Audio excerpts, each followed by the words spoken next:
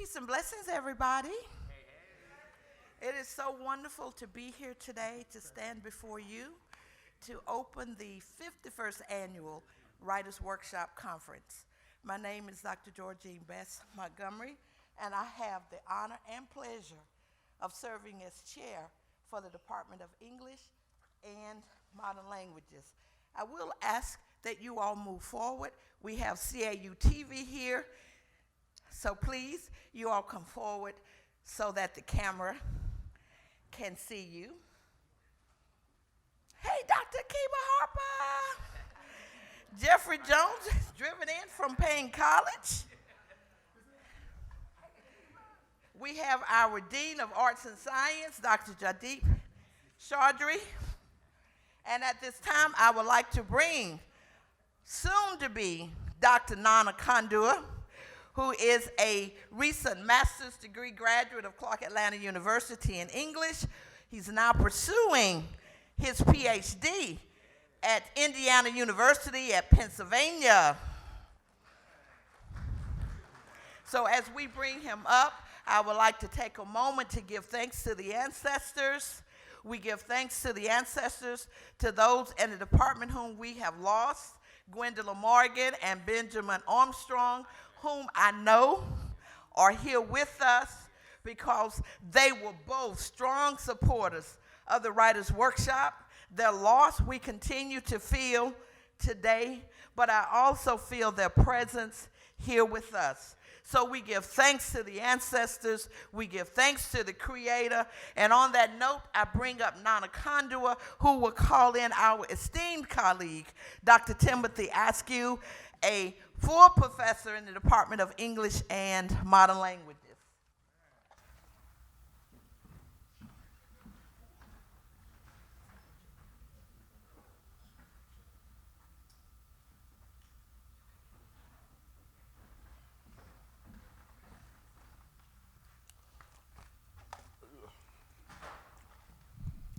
You know, I'm a little tall, so hold on.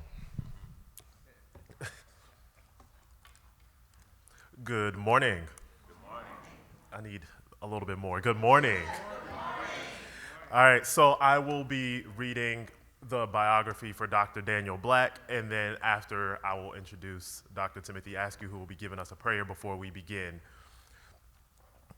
Dr. Daniel Black is a 30-year professor of African American Studies at Clark Atlanta University. He is also an award-winning novelist, activist, mentor, and public speaker. His published works include They Tell Me of a Home, The Sacred Place, Perfect Peace, 12 Gates to the City, The Coming, Listen to the Lambs, Don't Cry for Me, and Black on Black. In 2014, he won the Distinguished Writers Award from the Mid-Atlantic Writers Association. The Go On Girl National Book Club named him Author of the Year in 2011 for his best-selling novel, Perfect Peace, which I must admit is a wonderful read. Perfect Peace was also chosen as the 2014 selection for If All Arkansas Read the Same Book by the Arkansas Center for the Book at the Arkansas State Library. The novel has been reprinted more than 10 times and is being heralded as an American literary classic. Dr. Black has been nominated 3 times for the Townsend Literary Prize, the Ernest J. Gaines Award, the Farrell Grumley Literary Prize, the Lambda Literary Award, Georgia Author of the Year Prize, and the Mark Twain American Voice in Literature Award. In 2015, Dr. Black's The Coming was published to broad critical acclaim. The novel is a first-hand account of the trauma and triumph of Africans aboard a slave ship in the 16th century. Reviewers call his work brilliant, poetic, and a literary homage to the lives of those Africans tossed into the sea. National Book Award winner Charles Johnson says, "The Coming is powerful and brilliant." He goes on to state, "This is a work to be proud of." In 2016, Dr. Black's long-awaited novel, Listen to the Lambs, was released. This novel explores the lives and agency of unhoused people who find each other on the street and create lives of meaning without material substance. Dr. Black's work has been justly celebrated. Pulitzer Prize-winning author Alice Walker says this about Perfect Peace: "It is a spellbinding novel that kept me reading late into several nights. A young boy raised as a girl until she was 8 years old, and then forced to be a boy. It is a gift to have so much passion, so much love, so much beautiful writing, so flawlessly faithful to the language of ancestors who grappled as best they could with more than they could ever understand. This novel will one day be a film, one of much benefit to us if done well. The visuals of it will help us see what we are often blind to, the great fluidity inherent in all things, including race and sexuality. Thank you, Daniel Black. Dr. Black's newest novel, Don't Cry for Me, was released by HarperCollins on February 1st, 2022. About this novel, National Book Award winner Jessamine Ward says, Don't Cry for Me is a perfect song, the epistolary dirge of a man singing to his son as he faces death by cancer. At turns intense and funny, tender and brutally honest, Jacob's letter to his son Isaac is revelatory. It's a beautiful book. Read it. Black's newest work is his first essay collection titled Black on Black, which was released January 30th, 2023. In response to this work, renowned Baldwin scholar Dr. Eddie Glaude says, Black on Black is a tour de force, brilliant, passionate, deeply caring. One reads these essays and feels immediately enveloped in Daniel Black's love, even when he challenges you or when you might disagree. I really needed to read this book in these trying times. Dr. Black also works as a diversity consultant, having spoken at top-tier companies in America, such as Google, Chan Zuckerberg Initiative, AT&T, and Global Payments. He assists corporations with creating work environments in which all employees of every level and difference feel supported and valued. A native of Kansas City, Kansas, Black spent his formative years in rural Blackwell, Arkansas. He graduated from Clark College, now Clark Atlanta University, where he earned the prestigious Oxford Modern British Studies Fellowship and studied abroad at Oxford University. He was then awarded a full fellowship to Temple University, where he studied with Black Arts Movement poet laureate Sonia Sanchez, and in 1992 earned his PhD in African American Studies. Dr. Black has spent the majority of his 30 academic years as a professor of African American Studies at his beloved alma mater, Clark Atlanta University.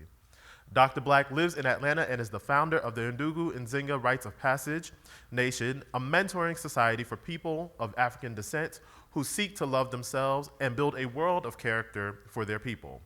Currently, Dr. Black has completed the literary sequel to Don't Cry for Me, tentatively titled Isaac's Song. He is also working on part 2 of The Coming and a Black scripture titled The Good Book. Please join me in giving Dr. Daniel Black a round of applause. Before Dr. Daniel Black graces us with his wonderful presence here on this podium, Dr. Timothy Askew will be leading us in a prayer. Thank you.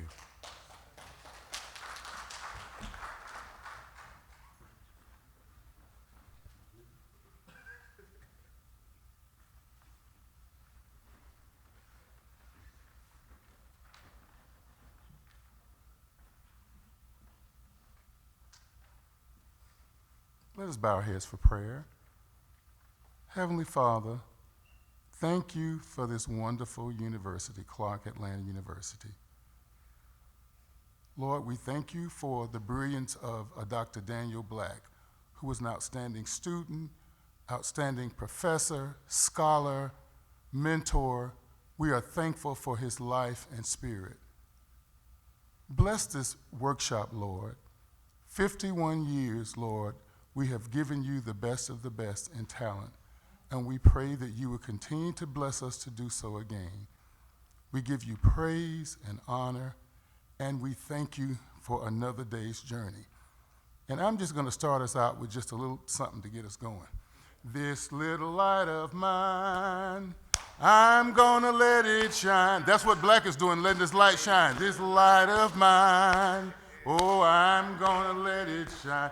Oh, this little light of mine, oh, I'm gonna let it shine, let it shine, let it shine, let it shine. Can't sing no more. Everywhere I go, Lord, I'm gonna let it shine. Oh, everywhere I go, Lord, I'm gonna let it shine.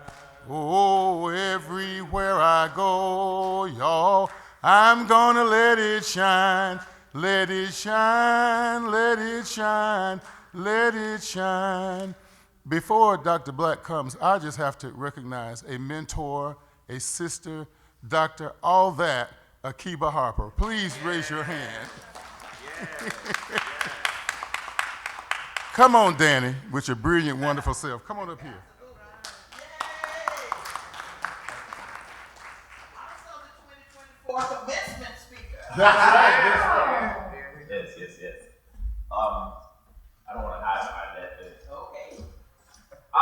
First, good morning. Good morning. Good morning to everyone. Thank you tremendously for being here. As you'll see on the schedule, our aim was to have CAU-TV Layman here, the very famous writer, and dear friend and brother of mine. But I do want to make sure everyone knows that he is facing some health challenges and could not make it. I was to be in conversation with Brother Layman here on the stage talking about his work. And then about a week ago, we found out that he could not make it. And so here I am. Yes. And so you're stuck with me, I suppose. But look, I'll say a couple things and then I'm going to read something from my latest work, Black and Black, and we'll do some talking here. One of the things I do want to say is we're really at a very magical place. This place called Clark Atlanta University. You know, you can be in heaven and not know it. And sometimes the worst thing that a person can do is spend your life comparing yourself to other things and other people. And you can miss the glory of who you are by always thinking that something else or someone else is standing. So I want you all as young people to be very, very clear that if excellence is what you want, Clark Atlanta University has it for you. Make sure it's what you want. Because if it's not what you want, even heaven couldn't give it to you. So make sure that you came for excellence. Because if you came for that, you'll get it. 37 years ago or so, I was sitting right there. Now, the seats didn't look like this. Okay?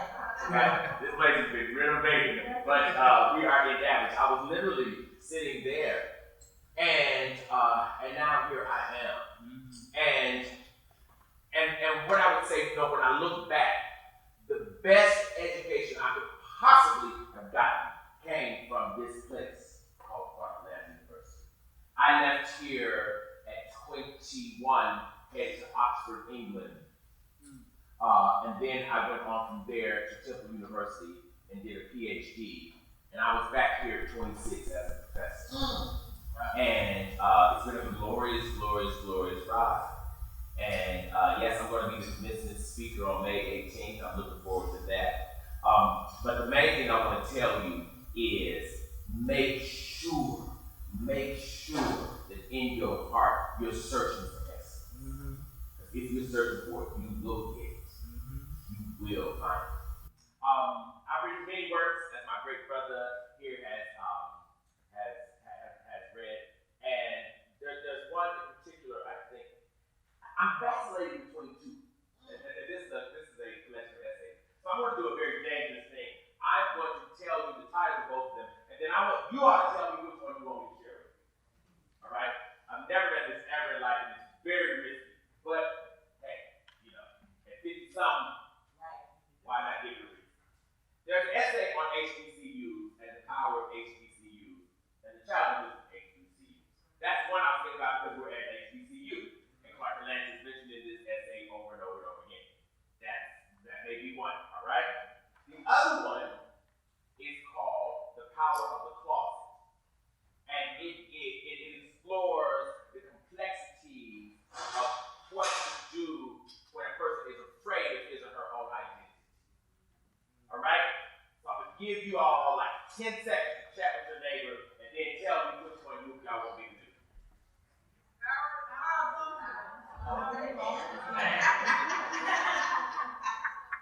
Okay, raise your hand who says the power of closet. Okay, who says the HBCU essay? Dang! Okay, don't be the power of closet. Here I go. Get my eyes.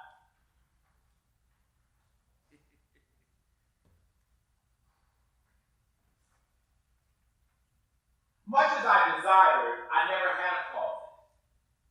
Far too effeminate from the start, I couldn't hide my sexuality, although Lord knows I tried.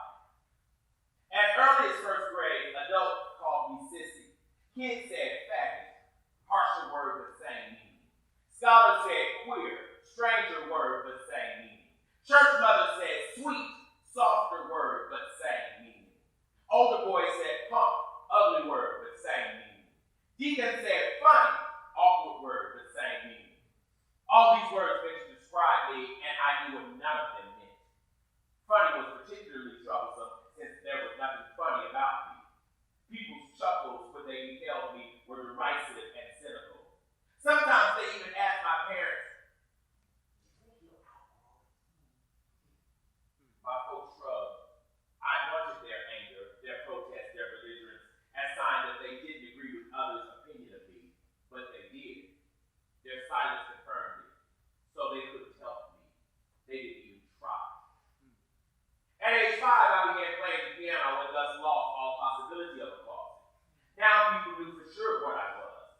Not only did I play, but I sang and danced. And I did it joyfully, happily, unashamedly. I was an artist in the making, a writer, a musician, so there would be no closet for me. There was no doubt in anyone's mind who I was, what I wasn't. By second grade, my life had become a series of confirmations of weirdness and sissyhood, so I had no hiding place. I even hated blue. Damn. What was I to do? In middle school, I tried to sneak into a closet but failed. Only boys who could be heterosexual, whose behavior deemed them masculine, were allowed there, so I was turned away. No one wondered if I was that way. They wondered why I wouldn't admit it. The day I mentioned having a girlfriend, people gawked in stark incredulity and shouted, "Oh, what?" But I liked girls. I found them smarter and more accepting than boys, so they made great companions for me. Why wouldn't I have been attracted to them? I had no real sexual desire for anyone. Church had forbidden it. But if I were to have risked intimacy, it certainly would have been with a girl. I didn't trust boys to honor my heart or protect our privacy. Most were fools, immature, silly, obnoxious. So I rolled my eyes and looked away from them. This made the closet off limits for me. I wasn't a homeboy. I wasn't a bruh. I was not a nigga. So I never got invited inside. I couldn't have explained this then.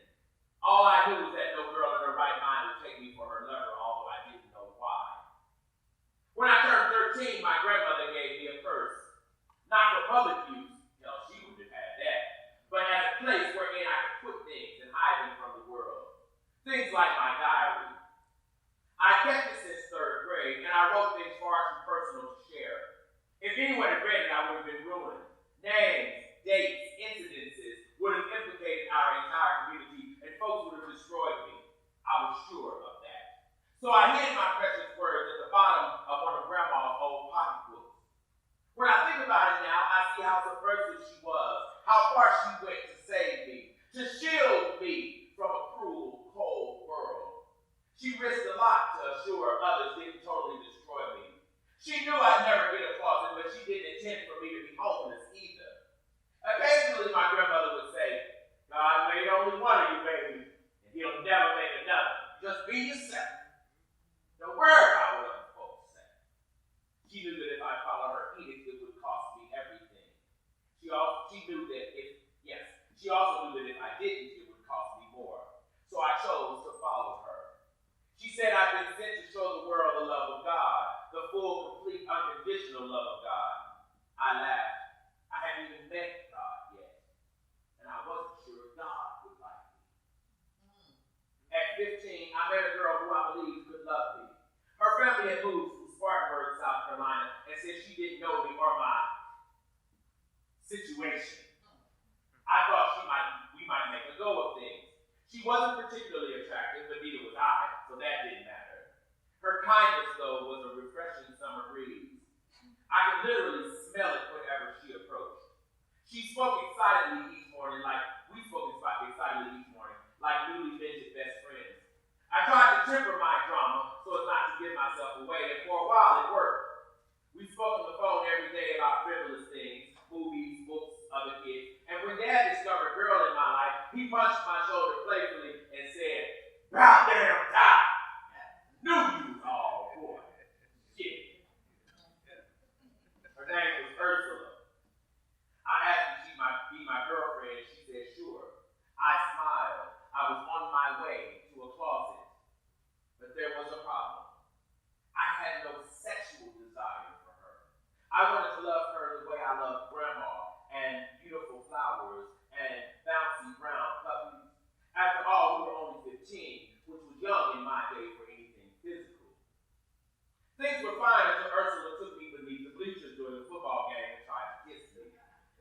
I didn't want to kiss her.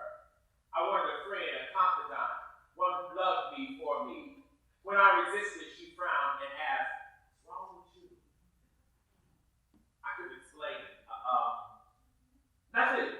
I just don't do that. People say you're fat. I didn't believe it. I should. She walked away. I could see it all over her. My chance to fool the world had come to an end. All because I didn't want what everyone thought I should want. I knew then I'd never live a life of acceptance and applause. I had read too many books on authenticity, freedom, and nonconformity. There was also no way I'd ever agree to fuck a girl just because it felt thoughtless and abusive, and I was neither. I wouldn't smoke weed with boys in order to be one of them. I just couldn't do it. I didn't long for inclusion among boys I didn't admire. So I dwelled at the margin. It was an uneasy existence. Any misstep could cost my life. It was a dance I had no choice but to master, and to do so alone. Dad noticed my despair and inquired about it. He assumed I was entangled with girl issues, as he said, and he wanted to help. His excitement sickened me. When I told him I didn't want to kiss her, he settled into a chair and pouted. "The hell is wrong with you, boy? Damn! Every boy wants to kiss a girl." I hung my head. What do you say to a father who seeks your lesser self? How do you make him proud? I'm afraid you don't. You can't. He becomes like all the others, dismissed as disappointment. He told me not to bring that shit to his house, and although he never named it, I knew what he meant. Of course I knew. He stood suddenly towering over me with contempt, screaming profanity and judgment. I refused to cry. He would be getting nothing from my heart. After his rant, I went to Grandma's next door and wrote pages in my diary about the kind of father I would be, or hope to be. Little did I know that others had already erased or mocked the possibility of my fatherhood. They couldn't imagine how I could conceive a child, much less raise one. I believed I could. I had foreseen the whole thing. We would read together, my children and I, and pray before bed and laugh about funny things and hold hands as we blessed each meal, but with no closet, where would we live? By junior year, others had decided, and I had grown to believe, that I was hopelessly unlovable. So I set about trying to be what people desired. I traded beautiful healing words like love for ugly boy words like fuck and motherfucker and nigga and kiss my ass. People applauded and shouted praises, but I couldn't maintain the facade. Not over time. Not when my spirit longed for magical, godly words that made my grandmother smile. So I reverted back to my original self after a while, and people shook their heads and mumbled, "I knew it. I knew it all along." I returned those ugly words, those death phrases, those demeaning monikers to the monsters who loved them. I should have kept kiss my ass, though.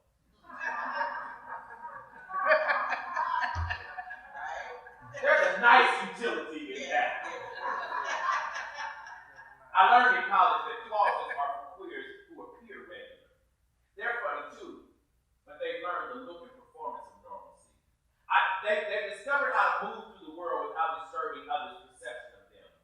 My being, however, was a veritable discussion of possibilities and promises no one wanted to hear. My walk, my quick, nervous sway made others frown and whisper, so no, I would get no closet. Closets were for those who could pass, boys particularly, whose masculinity marked them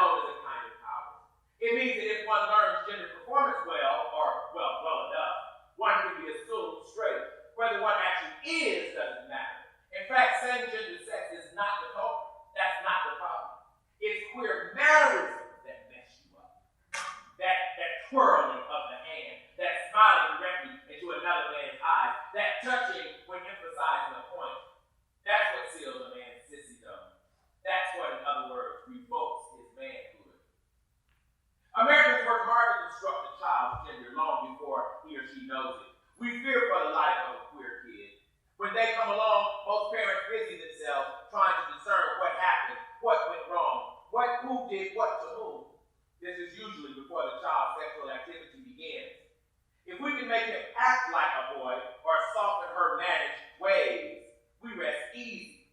That is enough to assuage people's worry that a sissy or a dyke is in the making. However, intelligent people know that mannerisms, or the lack thereof, are not reliable signs of sexual orientation. Yet social constructions of gender and sexuality are deeply embedded in the American psyche. Because we still associate heteronormativity with power and divinity, most believe queer children will have difficult, unpleasant lives. So parents and others try to ward against it. Many parents, in fact, even say, no, I don't want a queer child. No, their life will be difficult. I often ask, do you want a black one? Will their lives be any easier? Yet somehow queer children keep it coming. They're safe first if the queerness is obvious, meaning if they're able to perform queer normativity with any success. This is what the closet means. It's the hope for heteronormative behavior in soon coming queers. Can't you at least act like a boy? Will you please wear a dress for mommy, please? Come on, man, stop that. A child learns quickly the benefits of playing the part and thus discovers the value of the closet as the ability to change identities at will, to put on regularity and thus avert suspicious eyes. The closet isn't about truth, it's about deception and one's willingness to placate people's fear of his or her difference. Yet, at least I'm dishonest. Let me admit that I have no judgment for people in the closet. Truth is, as a youngster, I was envious, even resentful, for I too would have hidden there if I could have. Yet every time I tried, I was put out. Unlike other boys, I never got masculinity quite right. Too much sway in the hips, too much excitement in my voice, too much passion in my unrestricted embrace. I wasn't a bona fide nigga. Why can't you act like a boy, my father used to ask, unaware of how hard I tried. I just didn't know how. My gait felt natural to me. When I tried the patriarchal strut, my walk resembled an old man, stiff and rigid. Nothing like the smooth, easy glide I sought to emulate. I looked ridiculous, really, swinging robotic arms, moving forward with only the slightest shuffle. So I stopped trying, though. I also tried to suppress my penchant for drama, which was simply my personality, and that too fell miserably. I liked hugging others and smiling at strangers and crying when my heart overflowed and gathering wildflowers, but these weren't boy things, certainly not traits that would earn me a closet. No one was proud of these things. I had straight A's in school, yes, not a B to be found, and there was still no applause. I had nowhere to hide. I had friends in closets who invited me over, but they never suggested I could stay. We'd speak in public with a generic hand gesture or a head lift, but never with the joy we shared privately. I didn't object. They had achieved something I couldn't, and I didn't wish to ruin their charade. When they paraded girlfriends and newborn babies, I blinked tears of joy. They had arrived. Their scheme had worked. No one knew their secret. No one but me. And I had promised not to tell it. I had no idea at 19 that I could love myself without a cause. I'd been made to believe self-worth was what others thought about you. And I knew what they thought. I was talented but not adored. Gifted but not glorified. Others shook their heads as if my being had been a waste of God's time. Every Sunday, someone prayed for me, either from the pews or standing boldly before me with hands high and lifted up. I felt guilty of some crime I had not committed, but I submitted. If God was willing to change me, I was definitely willing to be changed. But God never said a mumbling word. So after years of weeping and pleading, I let others pray for me without my participation. I just stood by obediently and waited. Funny thing, they never laid hands on me. Now I know why. As an adult, after earning a few degrees and finally meeting God, I came to understand that I didn't need a closet. I didn't even want one. It's not for proud men and women who know who they are. It's for insecure people who enjoy homosexual acts without bearing the weight of the identity. The closet welcomes no femmes, no clockable queens, no obvious dice. It only houses those who honor status quo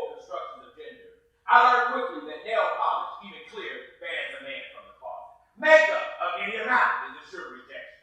No sequin, no floral pattern pants, no arched eyebrows, no fake hair, no unnecessary weeping unless your mama died.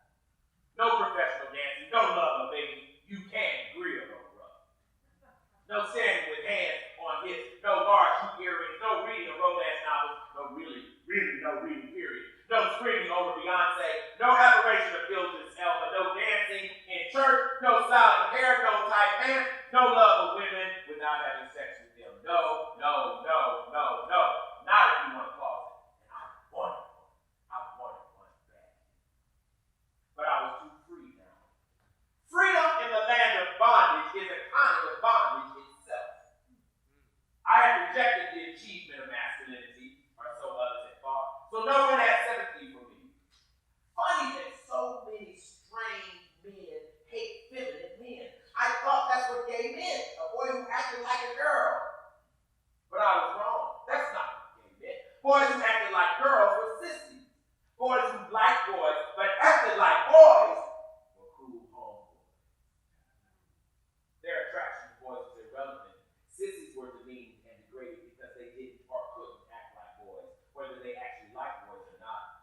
A closet required masculinity. Even abstinence would be acceptable if accompanied by the performance of prowess. So there was no hope for me. Some men could get away with baking cookies if they did so for their own children, or they could weep freely if into the eyes of a female lover. But me, I was far too gone.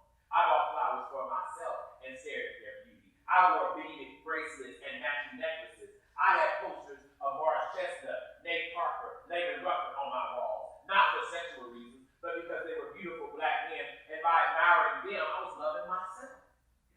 Can a man be beautiful to another man as an act of self-love? Hell no! Others told me. Men can't be beautiful to other men. In fact, men are not beautiful, period. Beauty is not a word for men, people told me. Men are cool. Men are idle. Men are straight. Men are acceptably attractive, but not downright beautiful. That word is reserved for people and things we seek to possess, to own, to devour. I learned this much too late. I realized that if Jesus were alive, he'd get a closet. He had no wife, no girlfriend, no kids, and he wept freely. But he also performed enough masculinity to create doubt. He wilded out in the temple, turning tables and shouting with vehement anger. That certainly helped him, I'm sure. Then he carried a heavy cross up a hill, something only a real brother could do. That undoubtedly sealed his heteronormativity. In fact, if we aren't careful, we celebrate Jesus precisely for the abuse he endured, as if bearing pain is the ultimate sign of masculine divinity. It's strange that more people don't wonder about Jesus' sexuality, and especially since in his day, folks were practically forced to marry and procreate. Actually, by remaining unmarried, Jesus seems the only man in the whole of Nazareth who didn't follow established gender expectations. But okay, whatever. I don't want to mess up your Christ. The point here is that his fame, his reputation rests upon violence. It's the only way we can praise him, the only way we can exalt him as a single man who never had a woman. Turning water into wine wasn't enough. Neither was raising the dead. These are not necessarily masculine achievements, but enduring the cross is. That's part of why church folks love that moment more than Jesus' entire life, because his gender performance at Calvary is undeniable. The act is so complete, so unsullied, so humpless that his compassion shown in other moments pales in comparison to his virility on the cross. He gets unbridled manhood because he died hard, not like some weakling who crumbled because others mocked him. No, Jesus bore our stripes and was whipped all night long. Then, much to everyone's surprise, he rolled that heavy ass stone away, or somebody else did. And he got the hell out of Dodge. That was a bad dude, a pimped out hope, although a sensitive single one too. Yes, Jesus would get a call. The real problem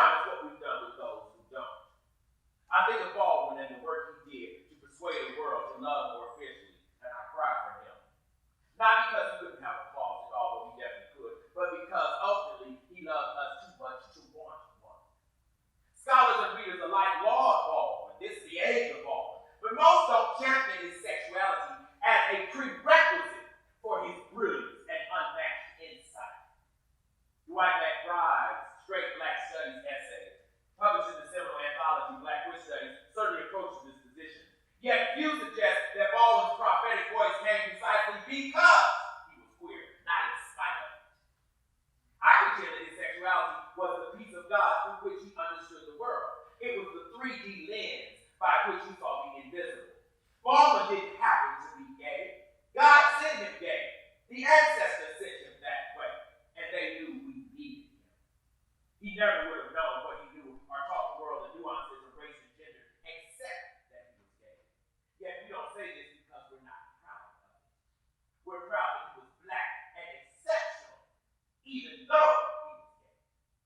This means, in fact, that we miss Baldwin altogether. Baldwin could have told us how to transform the black church and thus save it for our children, if he had a father from which to speak. Those are the only men the black church seems to hear. He loved the church, its music, its ethos, its ability to conjure hope in the midst of despair. Baldwin simply bemoaned that the church didn't love him. Still, even in unrequited love, he meant to save the church and its people. Each of his books speaks to the church folks specifically. Even his title, Go Tell It on the Mountain. Giovanni's Room. The Fire Next Time. The Evidence of Things Not Seen. The Devil Finds Work, and on and on. Baldwin was so deeply ensconced in the church he couldn't get away from it. He didn't want to. He wanted to transmute it, to make it anew, to refurbish it into a place where anyone of any difference could sit upon the throne. But to the church, Baldwin was a faggot, which means he was dismissed as dramatic instead of understood as prophetic, even by some of his own folks. As popular as Baldwin is now, he has not made black readers less homophobic. He has made them appreciate and separate his intelligence from his masculinity, from his sexuality. But I've not heard of any man reading Baldwin then deciding he'd love to have a son just like him. Not just like him.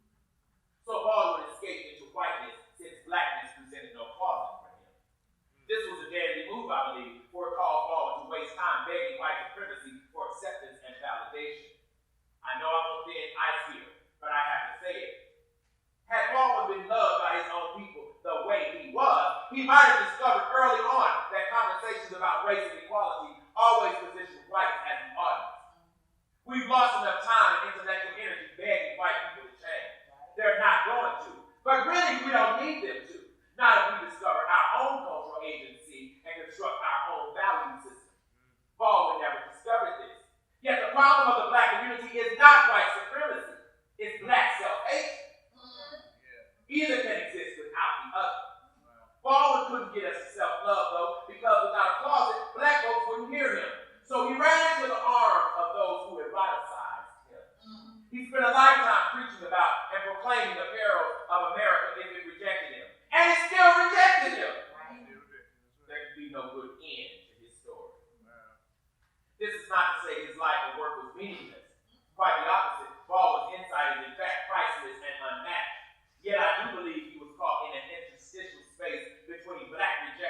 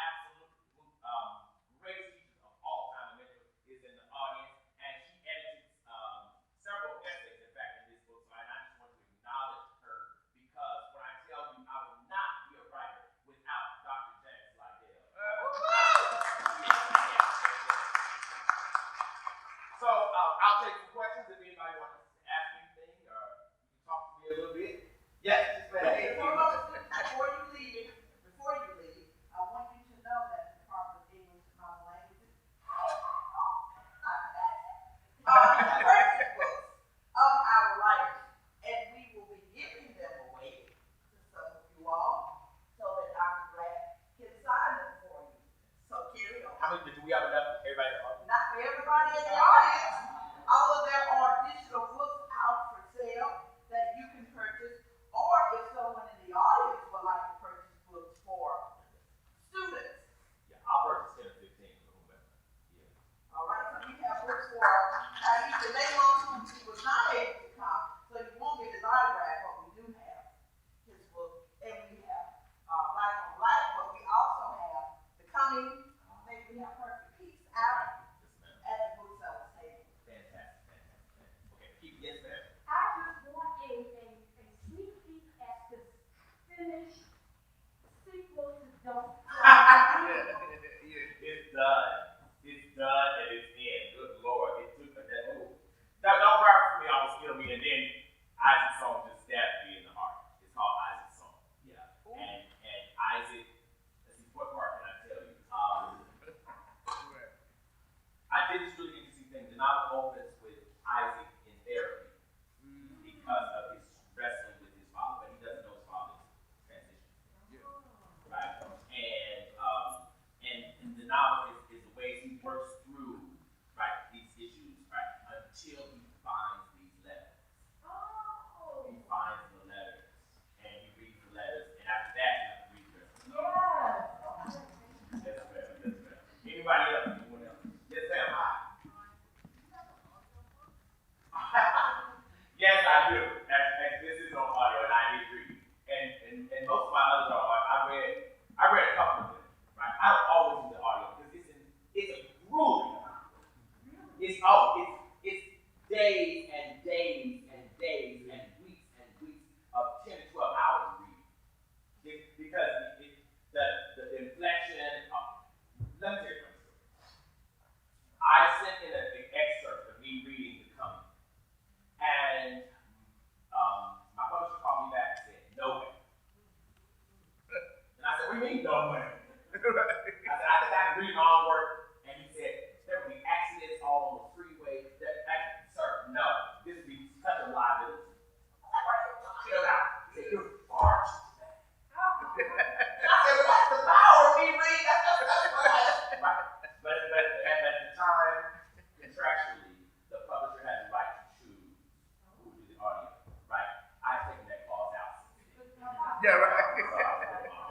Because some of this is actually cultural too, right? In terms of the way you want to hear, and the kind of resonance that certain readers prefer. Everywhere I go, people say, "I want the audio, right? Especially we among our. So, but I did do this. Anyone else? Yes, hey brother. Hey.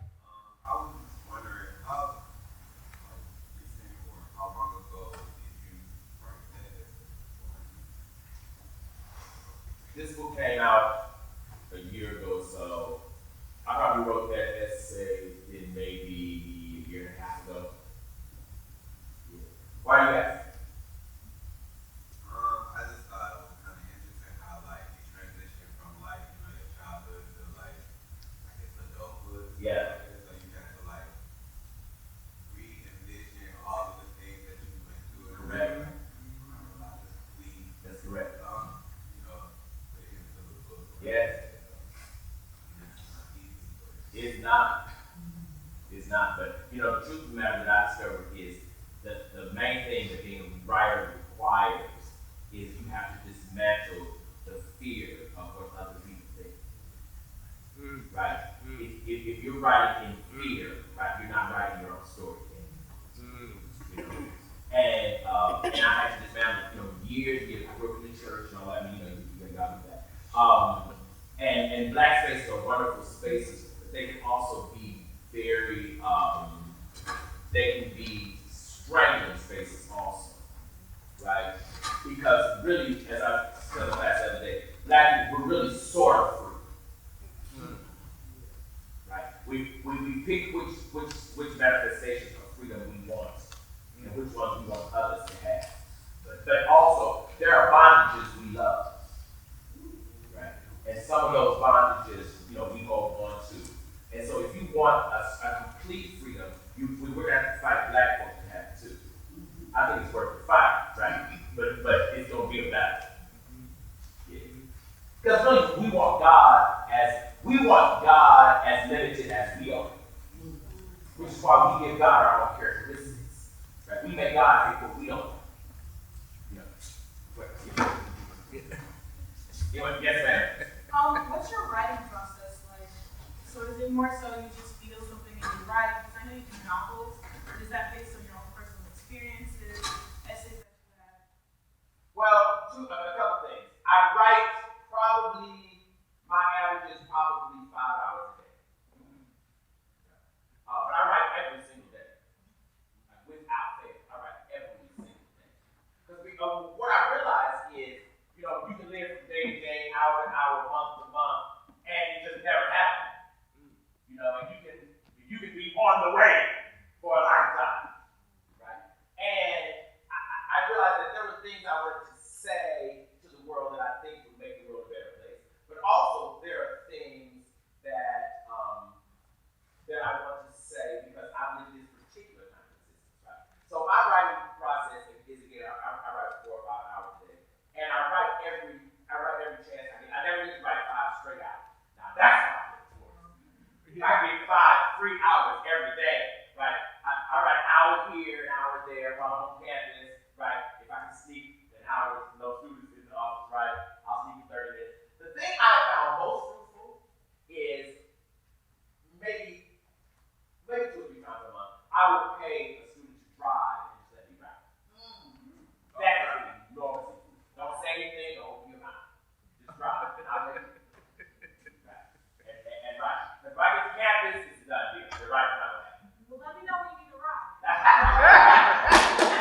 Yes, ma'am. Yes, ma'am. Yes, ma'am. Yes, ma'am. Hey. All right.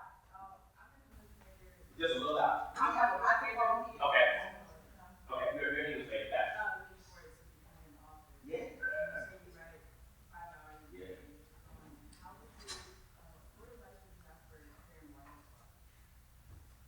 Yeah. I never have writer's block.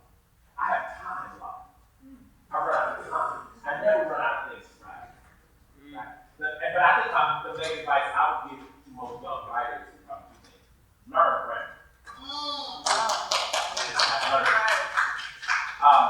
When I said in Black on Black, when I said Perfect Peace, I think it was, and Black on Black, the editor wrote me with this really nice note and said, this is a manuscript that needs no edit.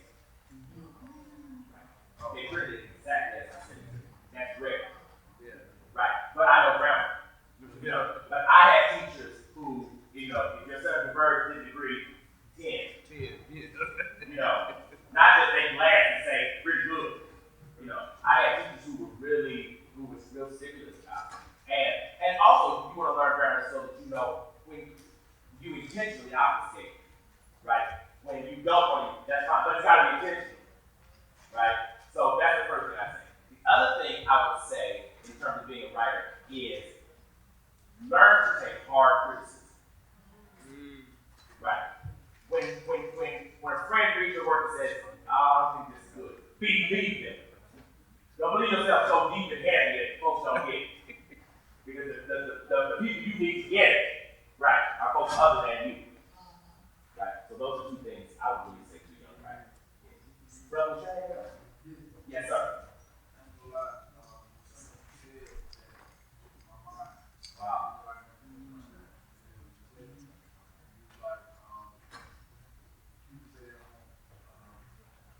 Your child was black child. When you said it, I was like, dang. Right. So right. Yes, sir. Yes, sir. And brother, I appreciate you speaking that transformation. And that's important, right? So one day, whatever child you have, right, I think it's important to welcome what God believes you have the capacity to love. Wow. So we have one more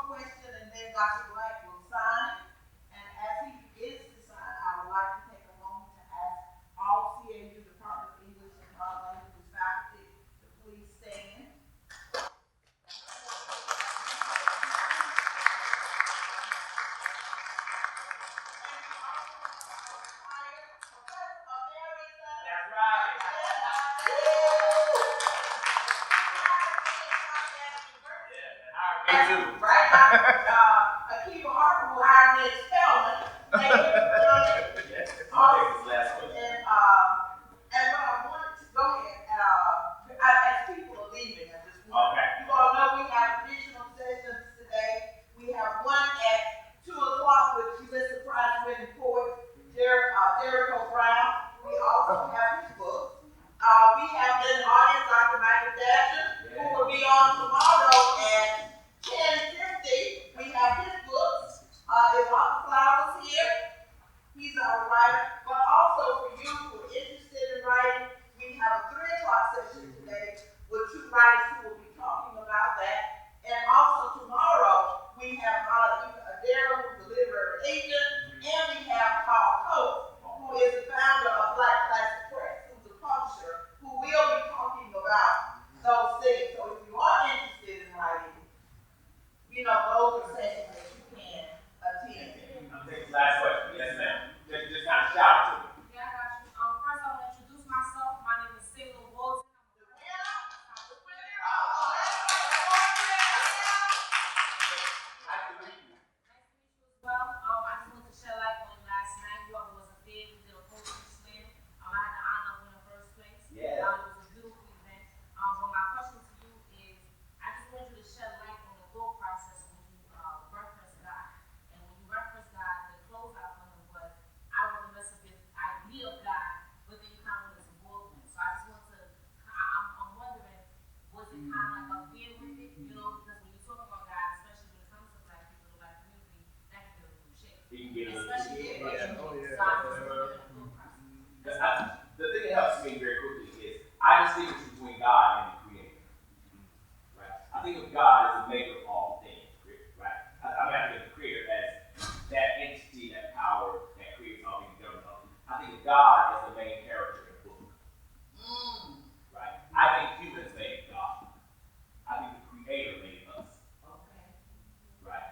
And because I think there are traits again that we apply to God. I think there are certain behaviors and that God manifests that I'm not even sure are divine. Right? But it's because we created God to meet in many instances culturally what we want. Now what's really funny is people who've known me all my life might understand how unbelievably evolved this position is from where I was once one day. Because when I came to Clark at 18 as a student, right, you couldn't have found somebody called Holy Ghost filled and sent. Right? That's where I had been reared. Right? Part of what moved me out of that place was reading and expanding certainly. And part of what moved me out of that place is the concept of God people had given me was not expansive enough to include all the magnificence and beauty of divinity that I discovered. There were some things that were divine that folks said was against God. And so I was in a dilemma. Right? And I could not figure out what the dilemma was. And when I figured out one day that actually the problem was both God and the Bible, instead of working constructed spaces, that human beings had written this, and human beings with an agenda, right, had created this. Once I got free of that, what I got very, very clear about is the truth of the matter is God is whatever you are clear enough and bold enough to claim as